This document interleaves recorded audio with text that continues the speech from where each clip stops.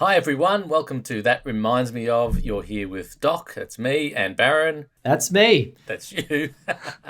This episode we're talking about language lessons directed by Natalie Morales and starring Natalie and Mark Duplass.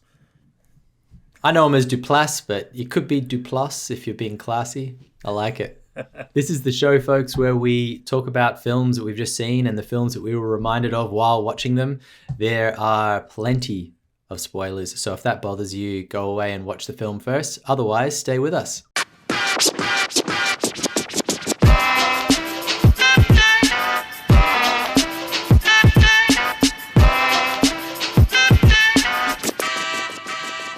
Baron von Hoffman, how are you today? I'm great, Doc. Doing really good.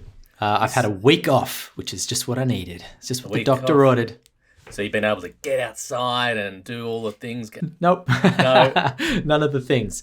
None of the things. I've actually just been relaxing most of the time, which is perfect. That's just what I needed. Yeah. So we're in Melbourne, clearly. We're still in lockdown, as a lot of places in Australia. And around the world, are they still in lockdown, or are they most places just sort of being free and easy now? I have no idea what the rest of the world's doing. I stopped paying attention a while back. I'm assuming they're all just running around and infecting each other, turning each other into more, extreme versions of COVID victims. I have no idea. Well, that question about lockdown is a segue because I think the film that we're looking at today is really a lockdown film, yeah? It is. And it's from LA, where I think they are taking things a bit more seriously, and thus you get this scenario that happens in this film. Should we jump straight into it, or should we talk about what we've been doing lately? I know you've had a few things going on. Yes. Well, one of the things that I really needed this week was to just sort of not focus on work and spend some time thinking about my feature film Locked In, and the fact that we got this development funding to work on it. Which meant stage one actually happened today. Stage one of our development was that I catch up with the writers who are coming on board and our script consultant and the producer, and we all sit in a room. In this case, it was a Zoom call for 4 hours and figure out the rules of our monster. That was the mission today. Let's, obviously I've established something already with the previous drafts, but we wanted to get together with the new writers and say, okay, so in the next draft, what are we happy with? What do we want to change? And what can this monster do and what can't it do? And it was so much fun. I had a blast. That sounds awesome. It sounds so real. For those listening or watching at home, when Baron's talking about a monster, I think his film is a kind of horror type film, and there is a monstrous element. And it sounds like that was trying to work out exactly the boundaries of what that monster is and is capable of and how it appears and all that sort of stuff, yeah? Yeah, you got it. Most of my films have a monster of some sort in them. And whether that monster be a monster or a entity or any variety of a thing that you don't want to be around. That's a good segue. I don't want to segue into all about you, but I will just for now. Because your other monster film, of course, the Australian dinosaur film, that just got announced that it's in a new festival. Yes. Thanks, Doc. That's right. So Evie, the dinosaur film short film that I made and took over a few years and finished earlier this year or late last year, that has got its premiere at Sitges, which is I'm probably mangling the name of this festival, but Sitges is a huge genre festival in Spain. Runs over 10 days, happens in October every year, and it's just a place to be. If you love genre, horror, the fantastic, all that sort of stuff. I really, really, really wish that I could be there. It just would have been the best thing ever. But the film is going to be there, and they're going to have an actual in-person festival. They've dedicated themselves to not doing it virtually. So that means there's going to be people in cinemas, which is delightful. I think that's great. Yeah, wow. It'd just be so nice to be part of it, yeah. But I guess you are. Your film's in it, so absolutely. It's the main thing. Yeah, that's right. That is right, Doc. And what about you? What have you been up to? I've been really trying to read. I know that sounds ridiculously simple. I should be trying to write, but I'm actually trying to read first because I haven't carved up enough time in my life to think and explore and that sort of stuff. So I've just been making time for that, and I've read some really good bloody stuff lately. What's an example? I've gone into the 1940s, Oh, wow. and I first read Viktor Frankl's Man's Search for Meaning. I can't remember if we've discussed this book. It's not familiar. No. Viktor Frankl is a contemporary of Freud, and he went to Auschwitz, into the prison camps, and spent years there and was lucky to survive it. But prior to going in, he'd written a whole book about his philosophy. It's called logotherapy, which is a different sort of psychoanalyst type stuff. And it was destroyed in the process of going to the concentration camp. This book, Man's Search for Meaning, documents his experience in the concentration camp, and then after he gets out, he basically rewrites the book that he had intended to write initially, that was destroyed. Jeez, what an epic story. It's full on. But then, just by coincidence, I then read Saul Bellows' The Dangling Man. So Saul Bellows, a Canadian writer, and it just happened to look at the position of someone in America, or in North America at least, during the war, who was kind of meant to be going to fight, but he was waiting to go. So he was kind of just dangling in this in those 40s years during the war, and really having trouble to find who he really was. So to read both those side by side, where you've got someone in a concentration camp looking for meaning, and then someone on the outside wondering what's going on, it's really cool. Don't you love it when you just randomly come across two things that fit perfectly together and they happen to just land in your lap back to back? It happens so often, doesn't it? Yeah. We must just make the connections. There must be more connections in life than we realise. All right, there's a little subconscious thing guiding your hand when you pull that book off the bookshelf. But have you been doing, like, how have you, because I know you've been crazy busy at work. How have you been fitting all this in?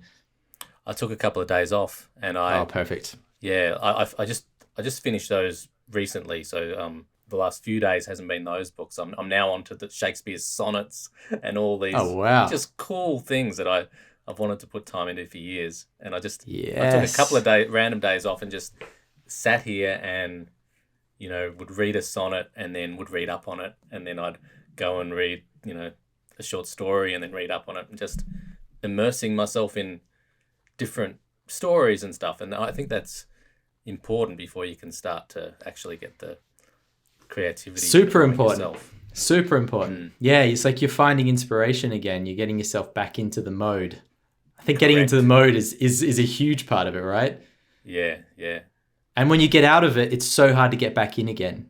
That's why once you do get into it, you just have to keep that writing up every day as much as you can, just so you don't get out of the mode. So true. I think we've done similar things in our lives. I know I always used to go away for a week or two by myself, like this in my 20s, and I'd get up early, I'd go for a run, I'd read until midday, I'd have a nap, I'd get up, I'd pour a glass of wine, I'd knock off a bottle or two while I'm doing some writing, doing something creative in the later part of the day. And I know you've done similar little escapades to get some work done. It's the best. I wish I could do them more often. It's the best. Getting that solid time where you actually have nothing else. That's all you're doing.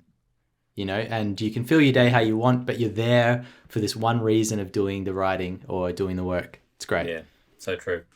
Anyway, we digress. We do. Let's talk about lockdown, and we'll talk about films made in lockdown. And one of those films is called Language Lessons.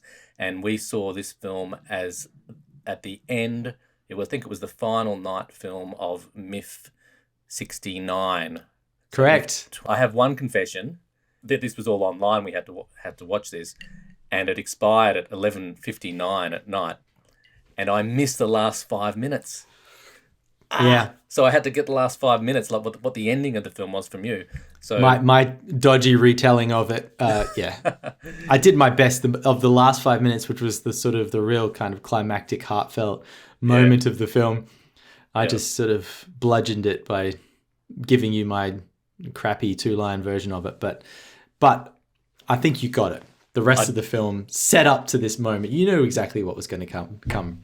So that's good. I did get it. Yeah. Should we go with the synopsis? I looked on Yeah. IMDb and the synopsis is pretty ordinary there, but we can give it a crack. Let's give it a crack. It's not going to waste much time to read the synopsis of IMDb. No. Shall I or shall you? I'll let you. It's one sentence. Oh, good. Yes.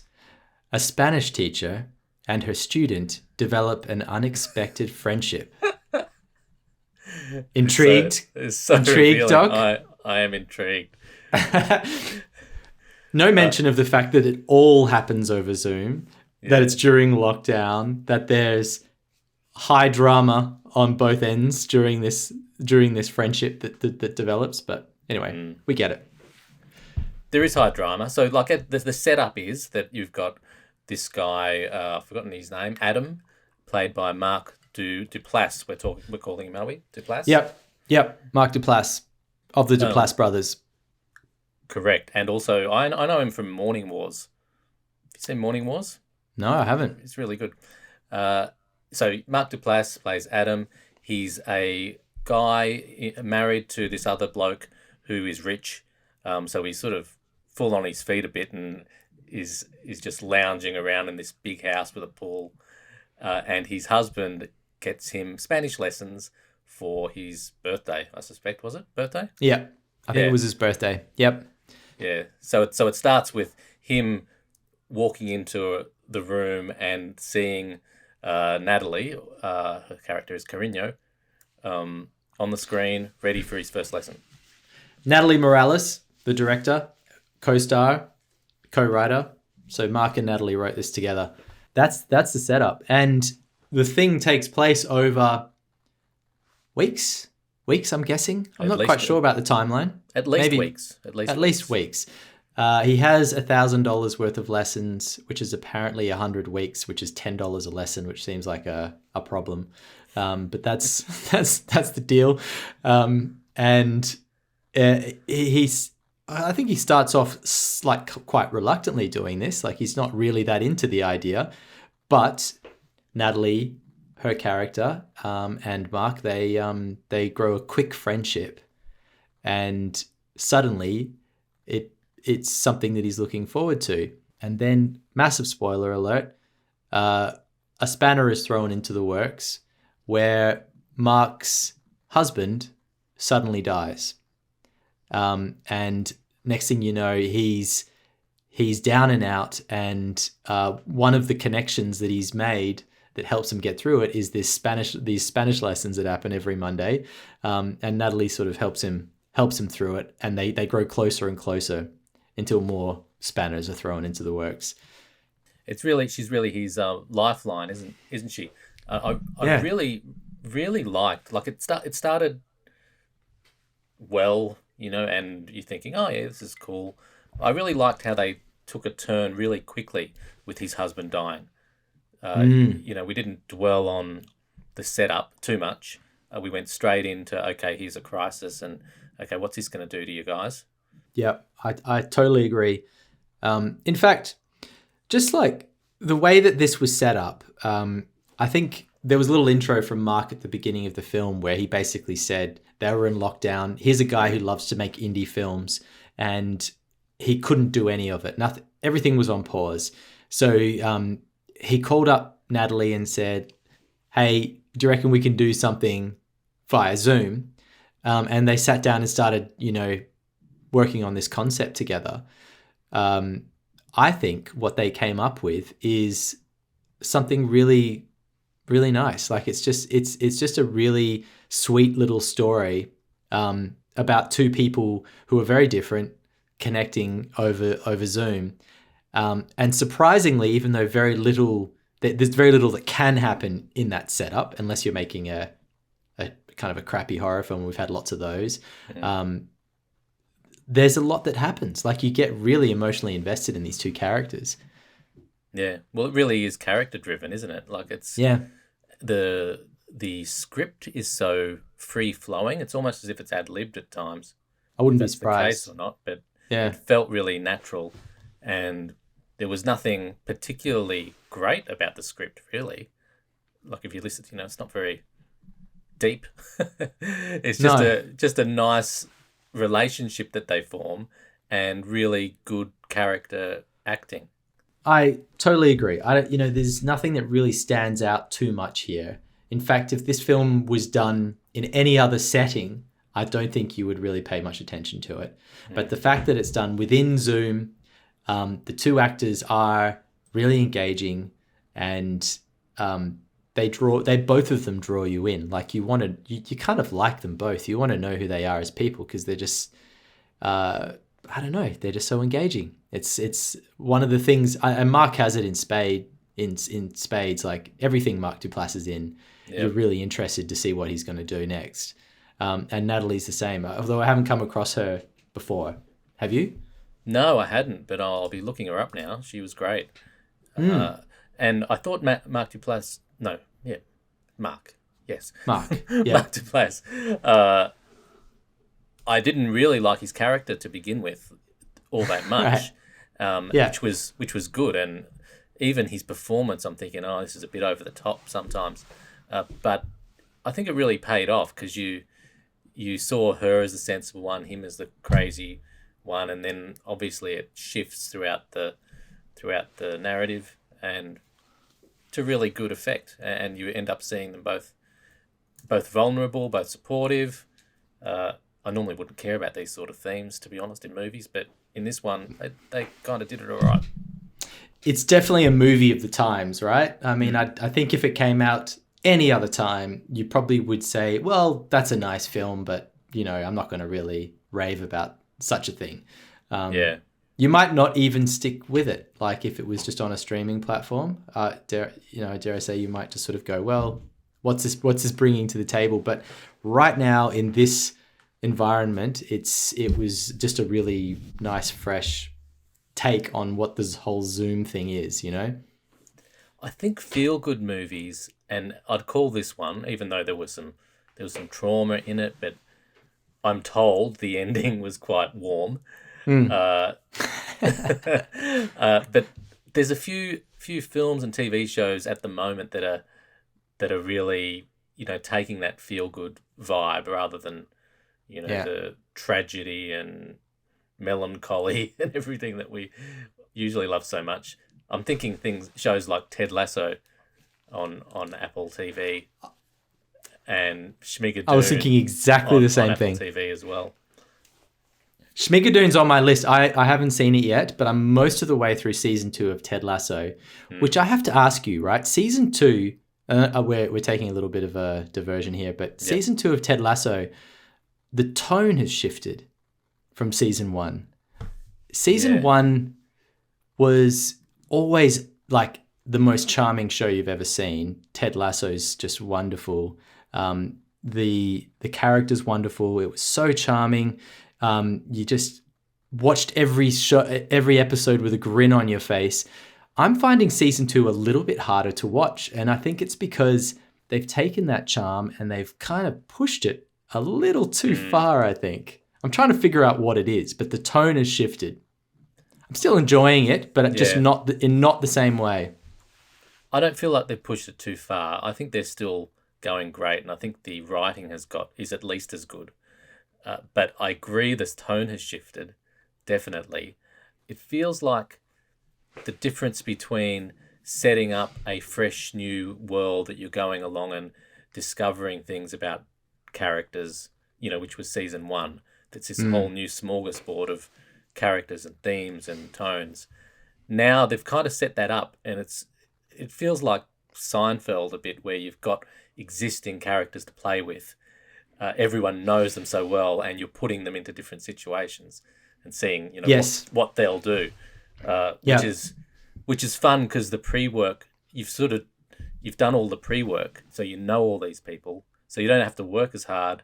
You could be right. Like once you take once you take that setup of taking an American football coach into the UK, and you've got the whole fish out of water scenario.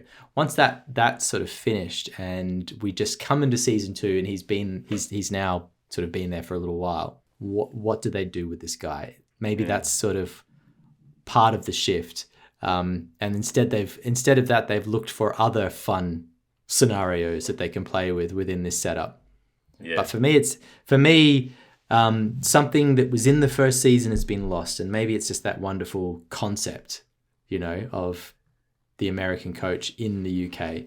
But it does remind me of this film a lot.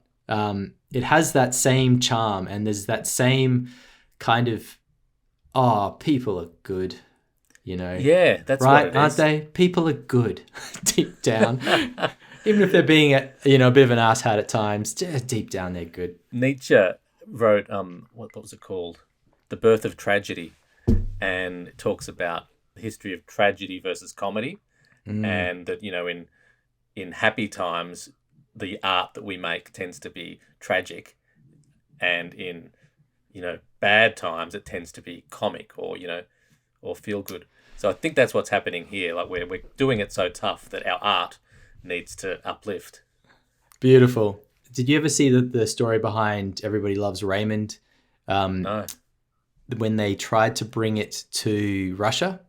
So basically that show, not only did it get the American version get sort of syndicated around the world, but the creator of Everybody Loves Raymond started doing kind of like what they did with The Office, where you have the American version. Yeah. Well, they got picked up for the Russian version, and the Russians just could not understand the concept of like, no, these are everyday people. Like, they shouldn't be wearing fur coats, and they shouldn't have the best car in town. And they were like, but why?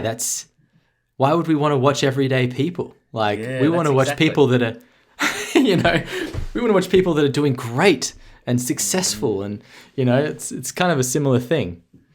It is similar. And we mentioned Smigadoon, which you haven't seen yet, but that is essentially a musical. It's a series done by the creators of Saturday Night Live, and essentially a musical. I hate musicals, and I always have, but this kind I've heard you say that many times. This filled me with joy.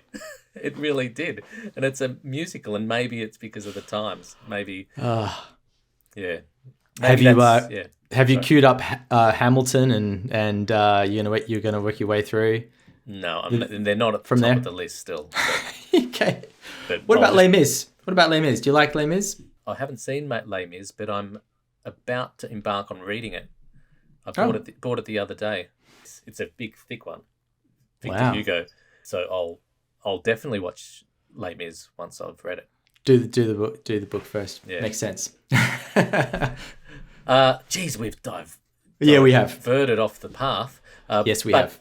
I think that I don't feel there's all that much to talk about with this film. Like, was there any standout scenes or anything that you just want to, express emotion about before we get on to what it reminded us of?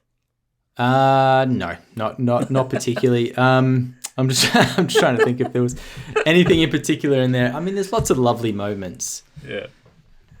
But no, not really. How about you, Doc? No, there's nothing really to say about the cinematography or the editing. We're not selling it, are we? Or any. No. Well, it's. And another confession, I watched it on my mobile phone.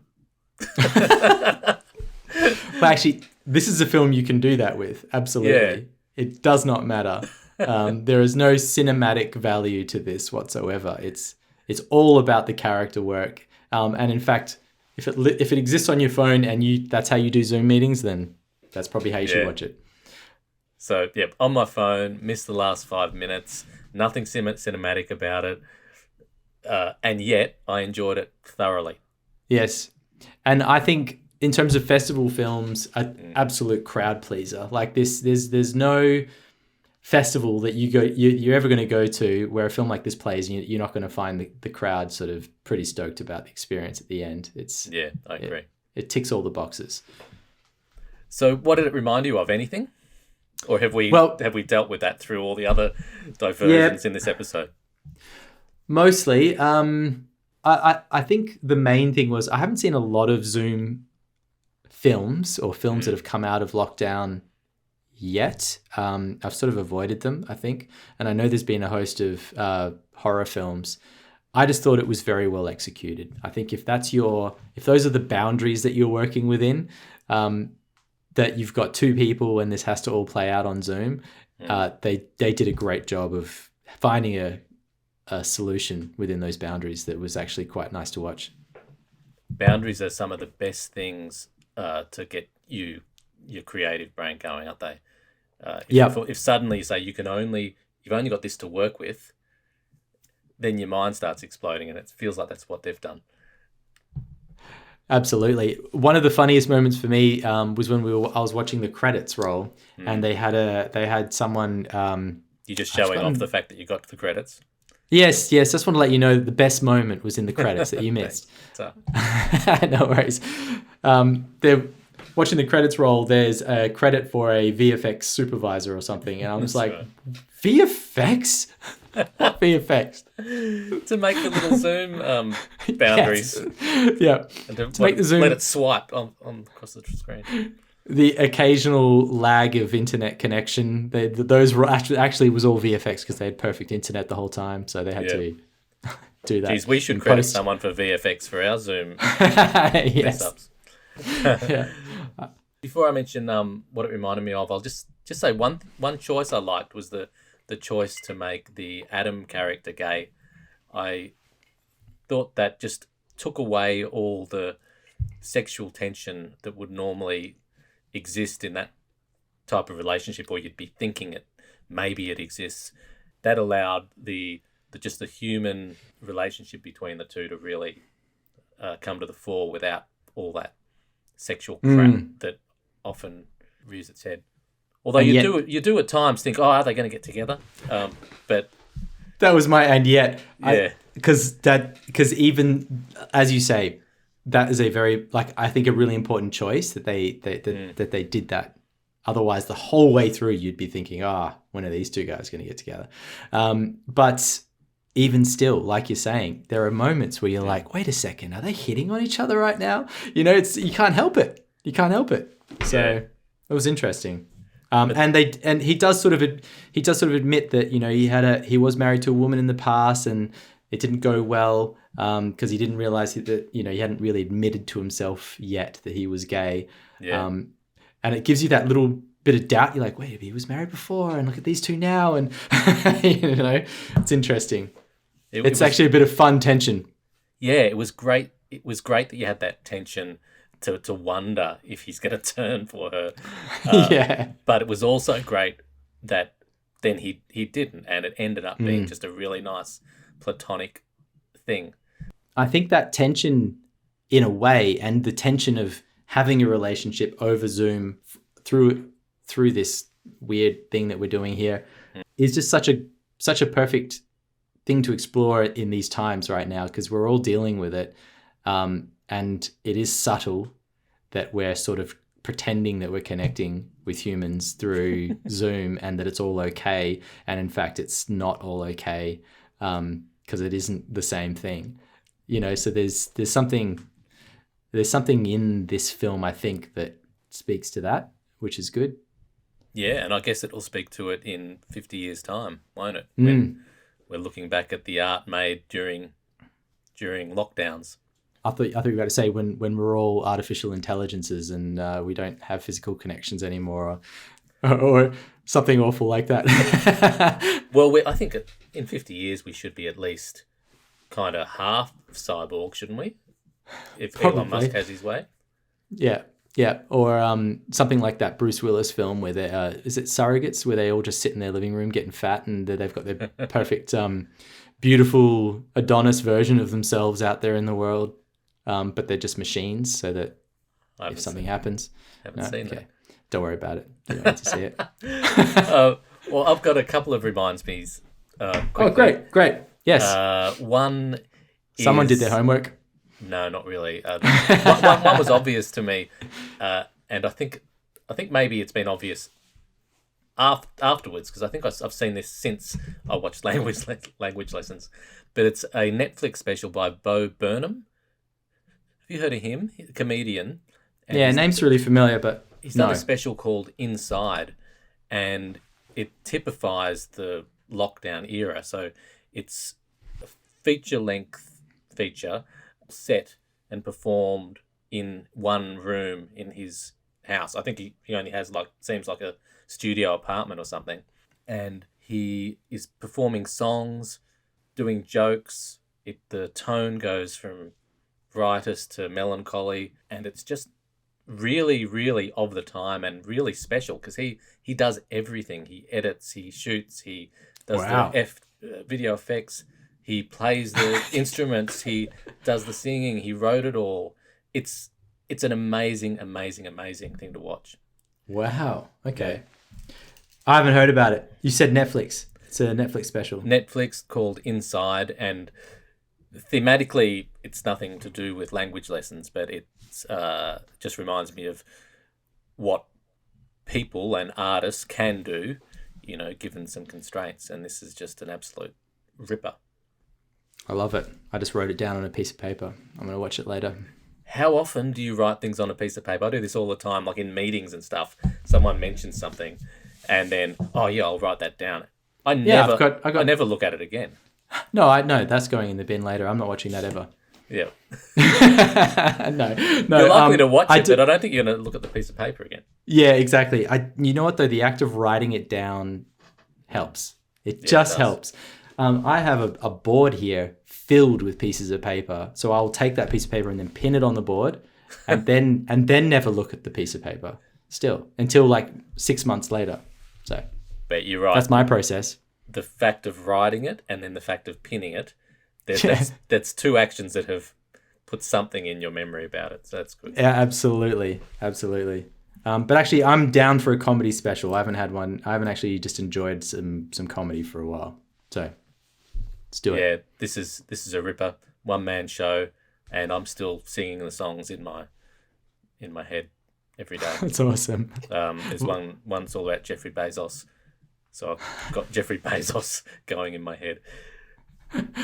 Anyway. I love it. What was your other reminds me? You had another reference. Another quickie. I might have mentioned this one when we spoke about Rope a long, long time ago. And the movie is Lock, starring Tom Hardy, directed by Stephen Knight.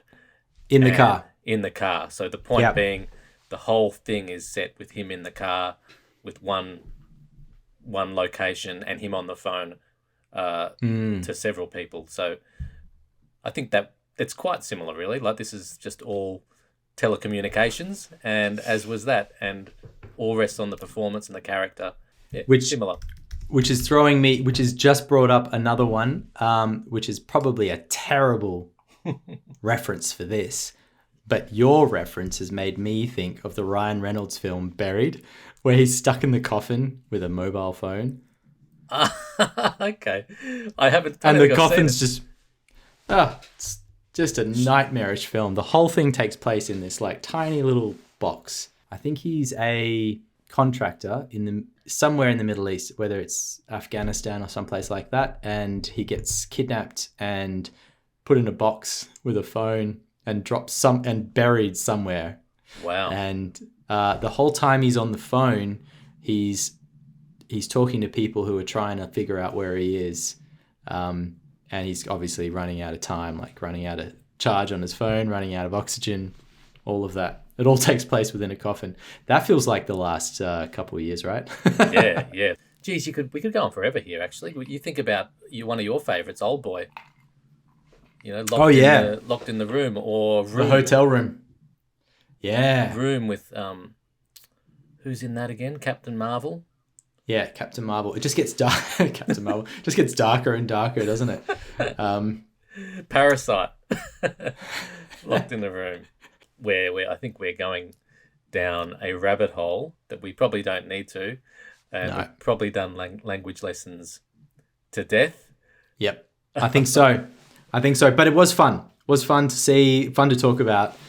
And good to catch up again, Doc, on the latest. Yeah, I think that was just more a good catch-up session, Baron. I agree. I look forward to the next one. I'm not sure what we're talking about, but we'll find something. Sounds good. We sure will. All right. Cheers, Doc. Till next time. See ya.